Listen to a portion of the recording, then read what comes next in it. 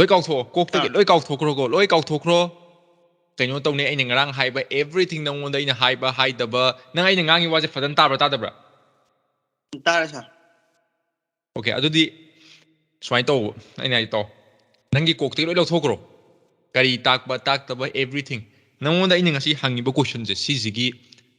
xem mà nang cái tham môn cái thô cái bút xem đến sao là hai cái nó coi ngon đã cana dre da di cana dre di cana te phát tàu bút na phát te afa bút đi phải ai cái sự yawe ai này hàng nghe nang haizen be yade hai haizen cái đam này hai be late be honest nang na xem ba hai photo adu photo so du mingon utu nang na thi de hai jo thi be photo ut ka duine kem kai be late be ingon adu na ai nong da hangi se ai dumai to roi hai de faja ba dang mingon du hon ba thi be dang mingon da athi be mingon du ut ta kang bu do ai na ti ba adu na ai nong da hangi se be honest nang na 5 days training si yaw dringi mamang da nang kamai le rami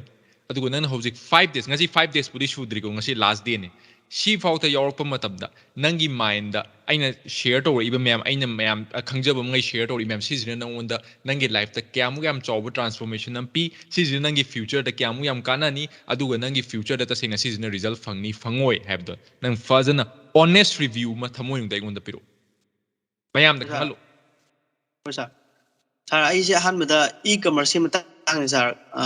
ma'am khangbu oram deba hana khangdi kitang khangye ba ko aduga ma'am khang oram de ado but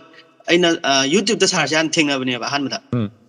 thingna ba kana sar gi lecture kai ge se dum ta ba ngone inspiration oi bu sa adudagi sar kano dagi aina WhatsApp ta sar en mi to biro haibra sar na ngonda adumain to bane sumain seminar am lei kole adumain har pudagi sar gi kano 5 days kano ji yaw bane bu sar na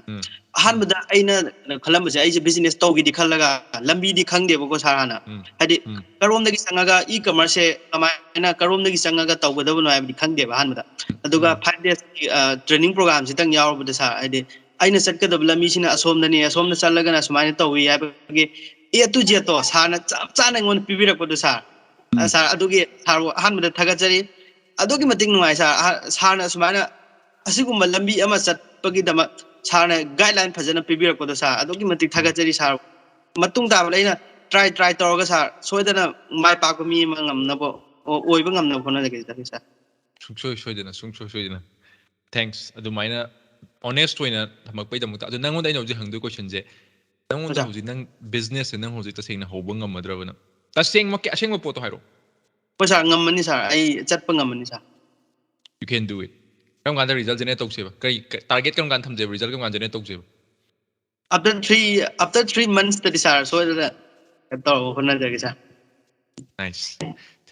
thank you Rojit thank you for such a